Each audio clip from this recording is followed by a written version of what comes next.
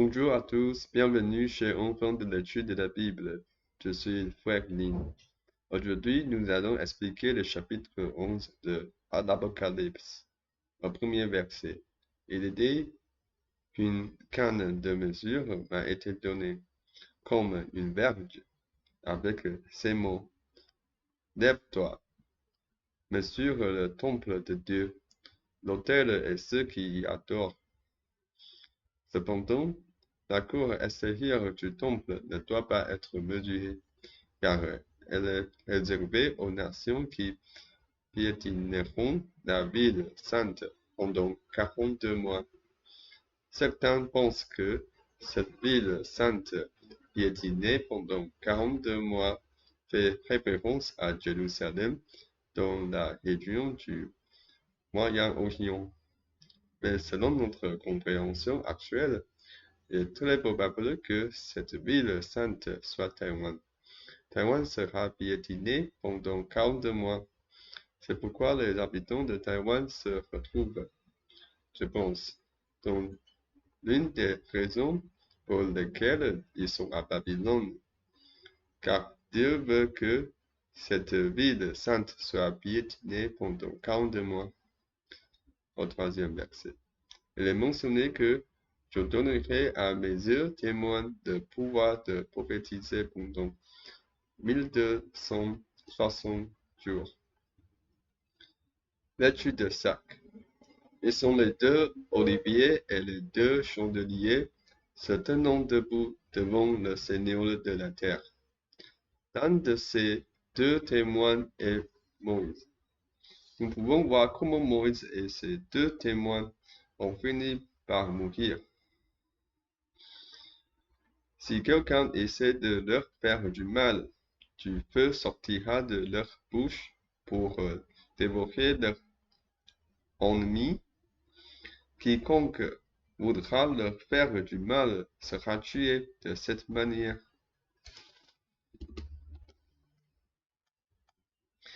Ces deux individus ont le pouvoir de fermer le ciel pendant les jours de leur proclamation, empêchant ainsi la pluie de tomber. Ils ont également le pouvoir de changer l'eau en sang. Elles peuvent attaquer le monde à tout moment avec divers fléaux. Une fois qu'ils auront accompli leur témoignage, la bête qui monte de l'abîme entrera en conflit avec eux et les vaincra, les tuant. Leurs cadavres seront laissés dans les rues de la grande ville, appelée spirituellement Sodome et Égypte, là même où leur Seigneur a été crucifié. Cette bête qui monte de l'abîme dont nous avons parlé dans une vidéo précédente représente l'Union soviétique ou sous l'idée de qui était, qui n'est plus et qui va monter de l'abîme et aller à la perdition. C'est le même être mentionné du côté de Babylone, portant cette tête et d'icône. Par conséquent, les dirigeants de l'Union soviétique ou l'Union soviétique elle-même entreront en conflit avec eux. Ils combattront ces deux témoins après qu'ils auront accompli leur témoignage, c'est-à-dire 1260 jours, soit 3 ans et demi plus tard. Ensuite, ils les vaincront et les tueront, mais cette victoire ne sera que temporaire. Comme nous pouvons le voir dans l'Apocalypse, Dieu permet parfois à cette bête de triompher des saints, comme cela a été mentionné précédemment dans le chapitre 13, avec le dragon et la bête. La Chine et la Russie ont également eu le dessus sur les saints. Ici, la bête remporte la victoire sur les deux témoins. Cependant, ces victoires sont toutes temporaires. Ce que nous recherchons, c'est la victoire éternelle, celle qui persiste jusqu'à la fin, la victoire que Jésus nous conduit à remporter. À partir de cette révélation, on peut voir que les méchants peuvent temporairement l'emporter sur les saints.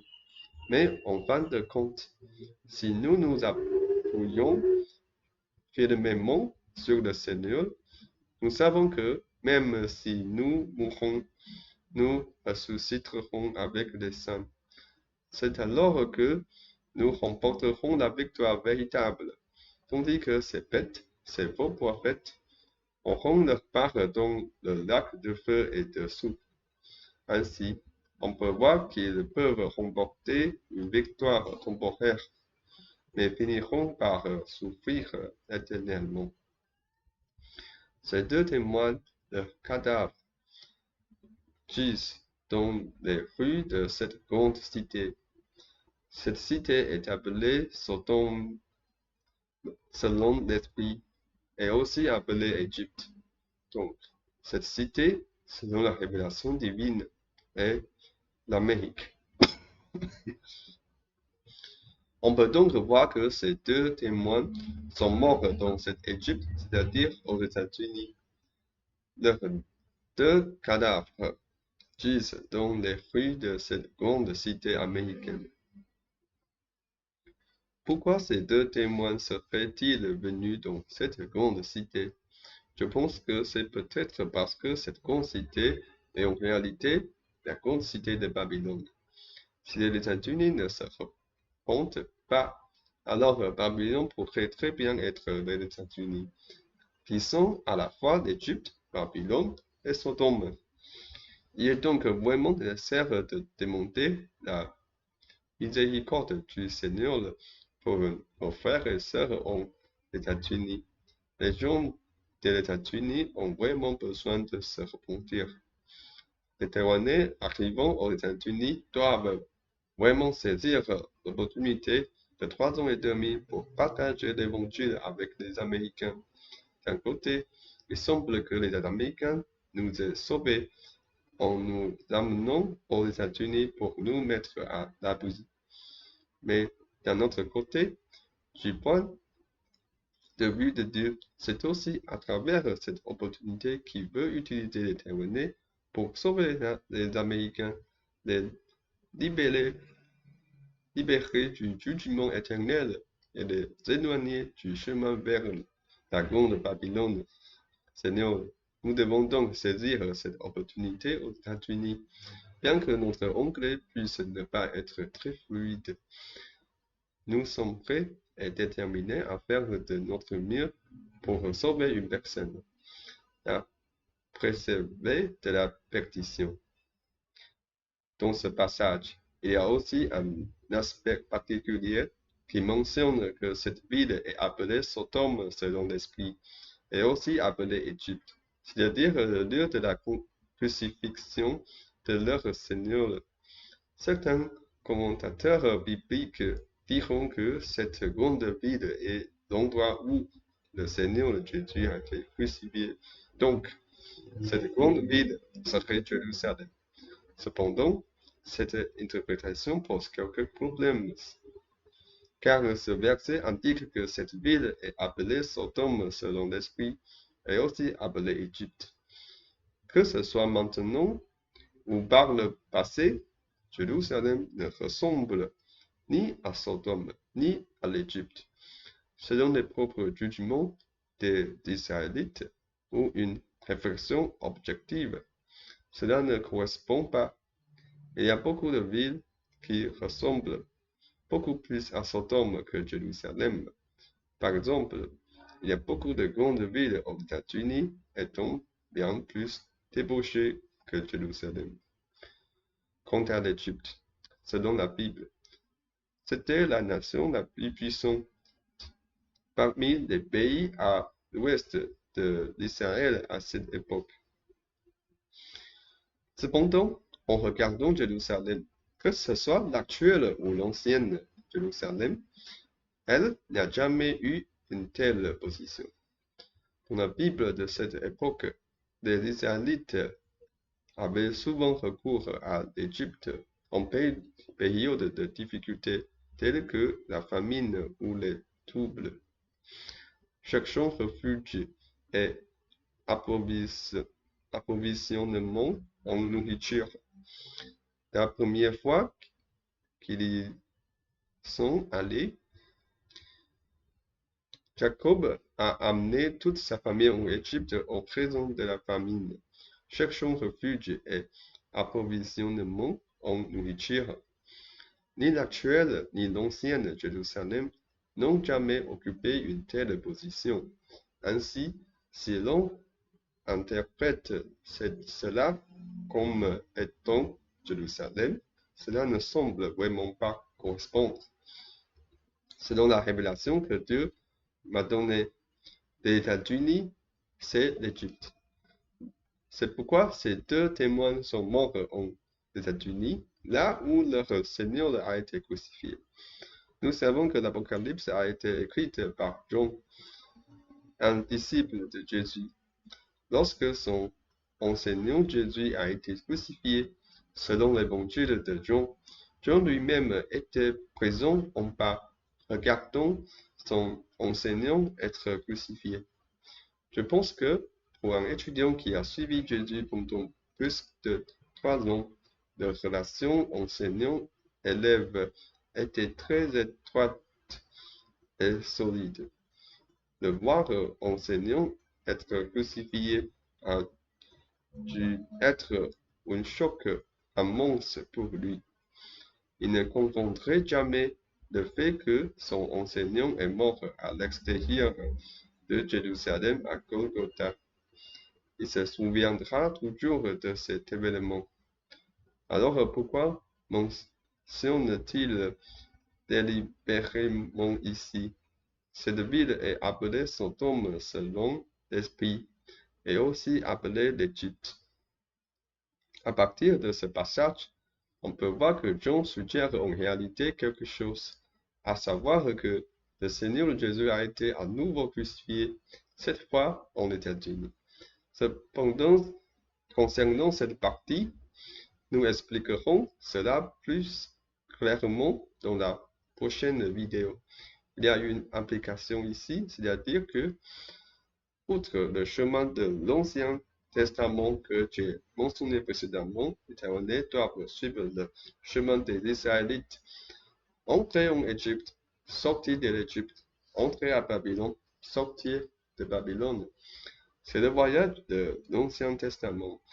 Il y a aussi un voyage, c'est le voyage du Nouveau Testament qui doit également être rejoué. Cela commence par le prédicateur Jean-Baptiste, puis le baptême de Jésus, le ministère de Jésus, puis la crucifixion, la mort, la résurrection, l'ascension et le retour. Ce processus doit également être rejoué. Les détails de cette section seront expliqués dans la prochaine vidéo. Ensuite, nous regardons que des gens de toutes nations, tribus, langues et peuples voient leurs cadavres pendant 3 jours et demi, et on ne leur permet pas de mettre les cadavres dans un tombeau. Les habitants de la terre se réjouissent à leur sujet. Ils sont dans la joie et ils s'envoient des cadeaux des uns aux autres. Parce que ces deux prophètes ont augmenté les habitants de la terre. Après ces 3 jours et demi, un souffle de vie venant de Dieu entra en eux et ils se tinrent debout. Ceux qui les voyaient furent saisis de grande crainte. On voit ici que les deux témoins ont été exposés pendant 3 jours et demi, et on ne leur a pas permis d'être enterrés. Beaucoup de gens se réjouirent à cette vue, étant heureux de voir les prophètes morts. Pourquoi? Parce qu'ils avaient tourmenté les habitants de la terre. Après ces 3 jours et demi, un souffle de vie venant de Dieu entra en eux, et ils se tinrent debout. les cadavres de ces deux prophètes, eh bien, ils se sont levés, ce qui a effrayé ceux qui les voyaient. En verset 12, les deux prophètes entendirent une voix forte venant du ciel, disant, montez ici. Ils montèrent alors sur un nuage vers le ciel, et même leurs ennemis les virent. Ils montèrent sur un nuage vers le ciel, semblable à la montée au ciel du Seigneur Jésus après sa résurrection. À ce moment-là, je pense que de nombreuses personnes auraient pu voir cela en direct à travers de nombreuses diffusions, reportages et actualités diffusées dans le monde entier. Je suppose que cela aurait été un choc énorme pour beaucoup de gens. Espérons que ce choc les conduirait à croire en Dieu, saisissant ainsi la dernière opportunité de se repentir. De plus, nous pouvons voir que le moment de la mort de ces deux témoins intervient avant le septième fléau. Après le septième fléau, les Téronais doivent se rappeler de quitter la grande Babylone. Par conséquent, ces deux témoins sont morts avant le septième fléau, ce qui signifie que Moïse ne pourra probablement pas quitter les Téronais pour quitter cette grande Babylone. Les Téronais devront prendre leurs propres décisions correctes sans le leadership de ces deux témoins, sans ces deux prophètes. Il est crucial de ne pas rester à Babylone et de ne pas s'attacher à ses séductions, car elle est sur le point d'être détruite par Dieu. Donc, à ce moment crucial, pour réussir, nous devons demander au Seigneur de nous aider à garder nos pensées et nos cœurs, à ne pas être attachés aux choses terrestres, à regarder le plan de Dieu et à agir selon ses instructions. C'est là le véritable gage de notre pays et la clé de notre victoire. Cela est bien meilleur que tout ce qui est sur terre, car ce qui est sur terre est temporaire, tandis que ce que Dieu nous offre est éternel. Le verset 13 nous dit qu'à ce moment-là, il y eut un grand tremblement de terre, et la 10e partie de la ville s'effondra, faisant mourir 7000 personnes à cause du séisme. Les survivants furent remplis de crainte et rendirent gloire au Dieu du ciel. Pendant que ces deux témoins étaient élevés au ciel, la terre tombla et une partie de la ville s'effondra, entraînant la mort de 7000 personnes à la suite du séisme. Les autres furent saisis de crainte et rendirent gloire au Dieu du ciel. Ils virent également de puissants actes de Dieu. Et donc, les autres rendirent gloire à Dieu, reconnaissant que ces deux témoins étaient vraiment des prophètes de Dieu, enlevés par Dieu. Au verset 14, la deuxième calamité est passée et la troisième est sur le point de venir. Le septième ange sonna de la trompette et une grande voix dans le ciel proclama: les royaumes du monde sont devenus les royaumes de notre Seigneur et de son Christ, et il régnera au siècle des siècles. Devant Dieu, les 24 anciens assis sur leur trône se prosternèrent, adorant Dieu et disant: nous te rendons grâce, Seigneur Dieu Tout-Puissant, qui était, car tu as pris ton grand pouvoir et tu as commencé à régner. Les nations se sont irritées et ta colère est venue, le temps d'être jugé sur les morts et de récompenser les serviteurs, les prophètes, les saints et ceux qui craignent ton nom, les petits et les grands, et de détruire ceux qui détruisent la terre.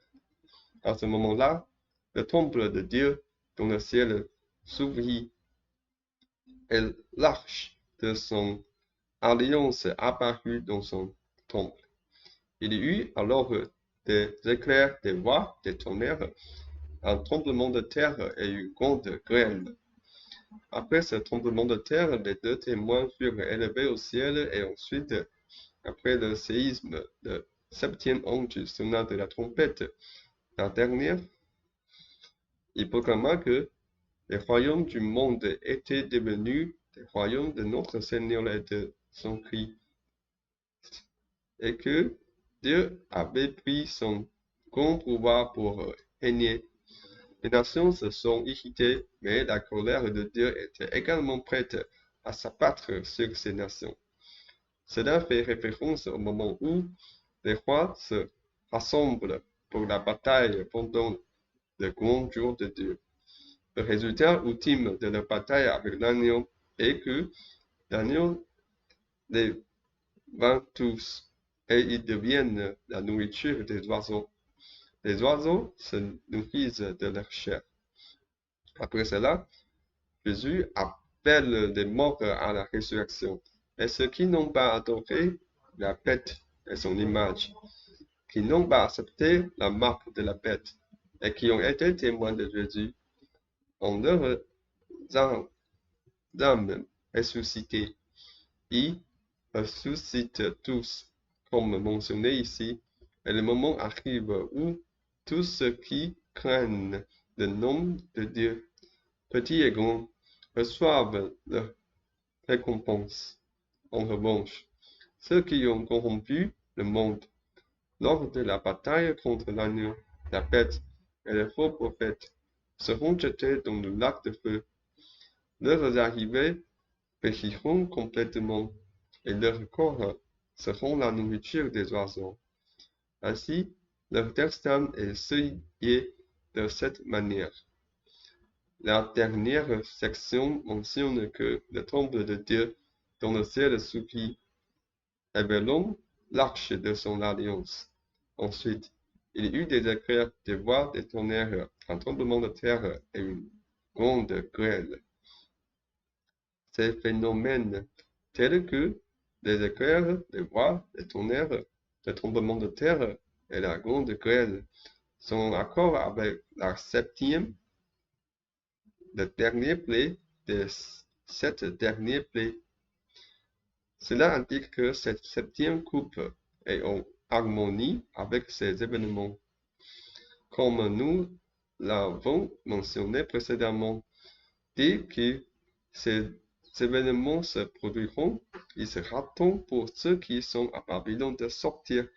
Au plus tard, à ce moment-là, ils devront revenir à Taïwan.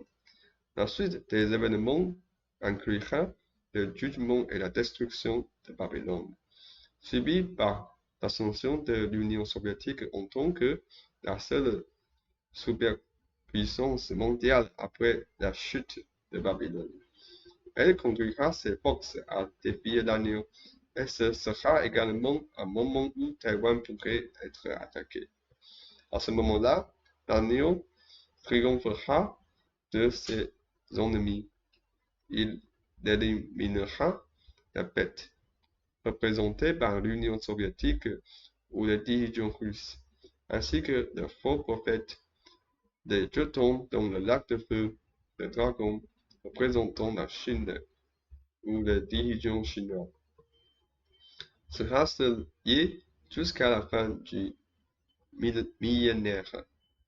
Dans le prochain épisode, nous explorerons le voyage du Nouveau Testament et le travail du Christ sur la croix, le cœur du message de l'Apocalypse. Ainsi, nous concluons par une prière commune. Seigneur, nous te louons. Parfois, les méchants peuvent remporter la victoire, mais leur victoire n'est que temporaire, car tu nous as fait persévérer dans notre foi en toi. Tu nous conduiras à la victoire finale, Seigneur. Permets-nous de rester fermes dans la foi au milieu de toutes les difficultés, car tu as révélé tes plans et ce que tu as prévu pour l'avenir.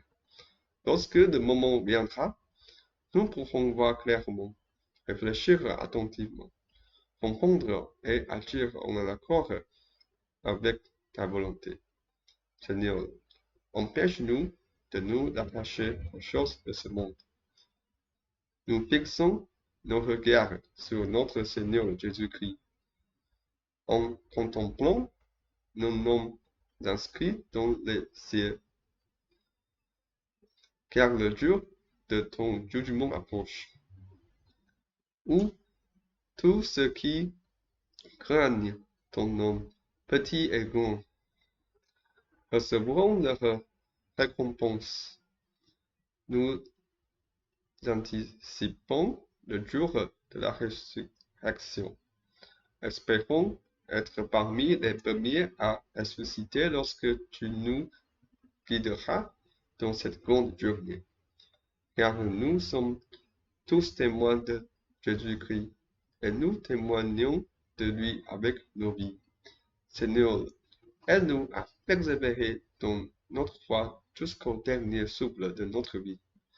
Viens rapidement, Seigneur. Au nom de Jésus-Christ, nous prions. Amen.